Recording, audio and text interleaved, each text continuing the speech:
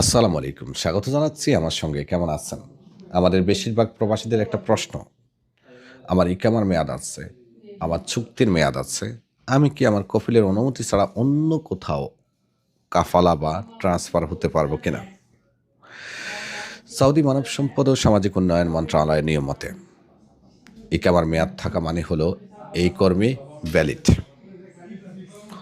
আর valid কর্মী অন্য কফিল বা কোম্পানির কাছে কাফালা হতে হলে তাকে শর্ত মেনেই কাফালা হতে হয়। উদাহরণস্বরূপ ধরুন, আপনার ইকামার মেয়াদ এখনও 1 মাস আছে। অনেকের মধ্যে ধারণা থাকে যে আমার ইকামার মেয়াদ শেষ মুহূর্তে আসলে আমি হয়তো কফিলের অনুমতি ছাড়াই কাফালা হয়ে যেতে পারবো। যেহেতু আপনার ইকামা ভ্যালিড, সেক্ষেত্রে আপনি যদি অন্য কফিল বা কোম্পানির কাছ থেকে কাফালার জন্য রিকোয়েস্ট আপনার কিউয়াতে নিয়ে আসেন, আপনি যখন আপনার রিকোয়েস্টটা অ্যাকসেপ্ট করবেন, আপনার ক্ষেত্রে যে কোনো দুইটা প্রবলেম হতে পারে। প্রথম সেটা হলো আপনাকে আপনার বর্তমান কফিলের অনুমতির জন্য অপেক্ষামান রাখবে। দ্বিতীয়ত হলো আপনাকে একটা নির্দিষ্ট পেন্ডিং পিরিয়ডের মধ্যে ফেলে দেবে, অপেক্ষামান সময়ের মধ্যে ফেলে দেবে। বিষয়টা আরেকটু সহজ করি। উদাহরণস্বরূপ, আপনার এখন ইকামার মেয়াদ থাকা অবস্থায় আপনি অন্য কফিলের কাছ থেকে তলব আনলেন, তলবটা অ্যাকসেপ্ট করলেন। যেহেতু আপনার ইকামার মেয়াদ আছে, আপনি ওই নিয়োগকর্তার অধীনেই আছেন। আপনার নিয়োগকর্তা তার কোনো শর্ত ভঙ্গ করেনি। মন্ত্রণালয় যে নিয়ম মাফিক ইকামা ভ্যালিড রাখা, সেটা সে রেখেছে বিদায় আপনি যখন তলব দিবেন অন্য কফিলের কাছ থেকে, অ্যাকসেপ্ট করার পরেই প্রথম যে প্রবলেমটি ক্রিয়েট হবে, আপনার কফিলের অনুমতি চাইবে 100%।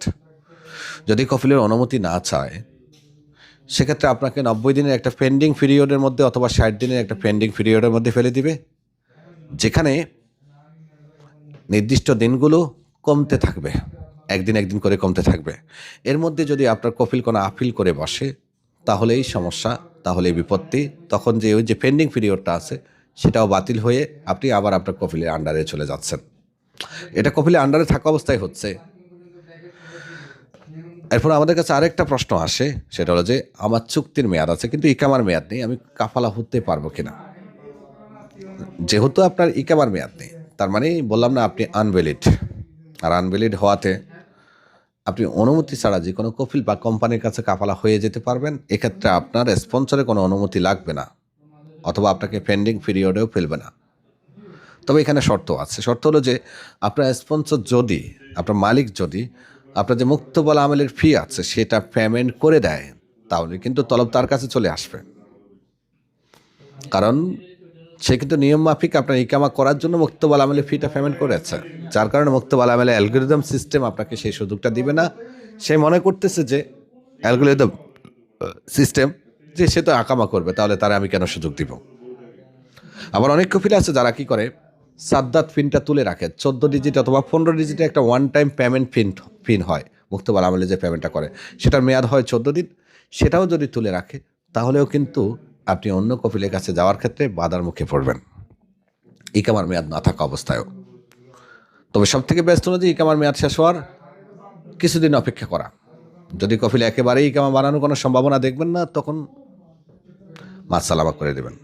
আর একটা প্রশ্ন আমাদের কাছে আসে, সেটা হলো যে আমার ইকামা আছে কিন্তু চুক্তি নেই, সেক্ষেত্রে কোনো প্রবলেম হবে কিনা? যেহেতু আপনার ইকামা আছে, চুক্তি নেই, ওই যে প্রথম যে প্রশ্নের উত্তরটা দিয়েছি, আপনি ভ্যালিড।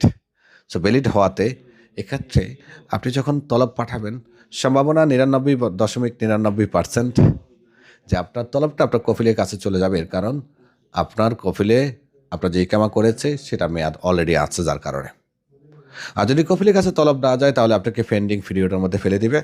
ওই পেন্ডিং পিরিয়ডের মধ্যে যদি আপনার কফিল কোনো আপত্তি না জানায়, তাহলে 90 দিন অথবা 60 দিনের যে সময়টা আপনাকে দিচ্ছে, ওই সময়টা শেষ হওয়ার পরে আপনি অনায়াসে অন্য কফিলের কাছে যেতে পারবেন। এটা হলো রুলস, এবং সেটা বলছি, এটাই লিগ্যালিটি। ভালো লাগলে এই তথ্যটা শেয়ার করে দিবেন অন্যদের সাথে। ভালো লাগলে আমাদের সঙ্গেই থাকবেন। আল্লাহ হাফেজ।